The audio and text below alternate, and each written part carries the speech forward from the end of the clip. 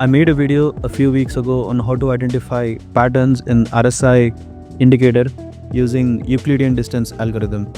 Now this is a continuation to that video where we will do the same using a dedicated vector store. So this video is going to be a continuation to that, so I suggest you to watch that video first because I'm not going to repeat myself to keep the video short and crisp. So yeah, just watch that video before jumping into this one. So this is the new interface. As you can see, it looks pretty much the same as the old interface. The only difference is in how we detect patterns. So instead of using Euclidean distance, we are now using a dedicated vector store to figure out the patterns. Again, all these parameters work just like before. You have a window size, which is the size of the window to identify random pattern, and step size is the window by which we shift each window while taking the samples and then analyzing the selected pattern.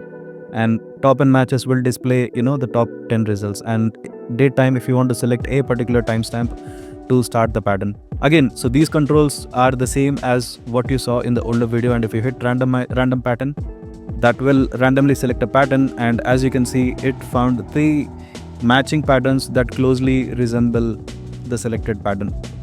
And I also did some additional filtering on the results so that there is no overlap of windows. So you can see the closest match is found on 4/26, but the next one is on May 8th and the last one is on 16th March. Again, so these are not sorted by time, but these are sorted by how closely they resemble with the selected pattern. Again, you can increase the window size and generate random pattern again, and it will select a larger sample which is of size 100 and then try to identify matching patterns. And again, if you want to select a pattern from a particular timestamp, for example, I want to start from November 7th and 4:30 p.m, whatever, just select that, and then it will select that pattern. And as you can see, it did find a few patterns that are matching it. If you take a look at the code, I made a few changes on how the code is structured. So on the left hand side, you see the code for the older version where we calculated patterns using Euclidean distance. So here you can see everything is done on the client side. You have index.html file and the supporting JavaScript file, and these are all the modules. So everything was handled on the client side, whereas in the new version, I had to break it down. I have to move some functionality to the server side because using a vector store requires a few APIs which won't be available in the browser. So you have to handle them on the server side. So I had to split the code between server and the client and do all the calculation and processing on the server side. So why choose RSI, you might think, right? The reason I want to start with RSI is because it's really simple and it only contains a single line that fits between 0 and 100. So the values are already normalized between 0 and 100, which makes it very easy to process.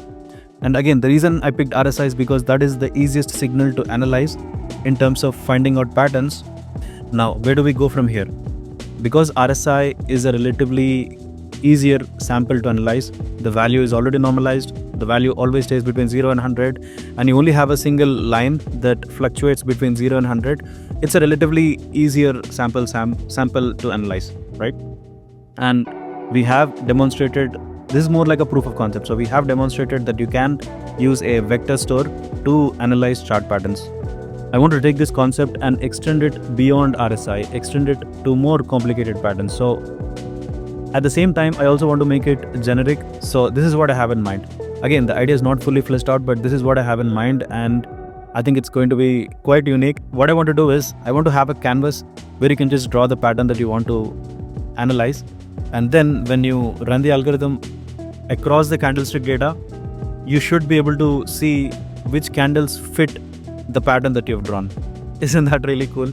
So if you do this properly, this makes it very general purpose. So you can just draw a pendant pattern or cup and handle pattern, and because the algorithm is versatile enough to take your drawing and apply that on the candlestick data, you should be able to like automatically identify chart patterns. This has always been my dream, find some kind of general purpose algorithm to detect any chart patterns.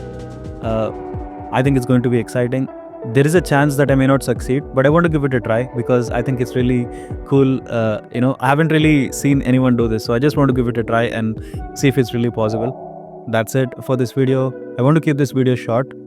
Again, you might find a lot of videos on YouTube where a lot of videos where they demonstrate using a vector database and language models, LLMs, to sort of parse your knowledge base and query your PDF files and all that. But I haven't seen anyone use vector store to identify chart patterns. So I think it's a really cool concept, and let's see how far we can go with this. All right, I'll wrap it up there, and let me know what you think about this approach in the comment section. I'm eager to hear, your thoughts, and have you seen anything like this? Like I said, leave your thoughts in the comment section, and I will talk to you in the next one. Bye.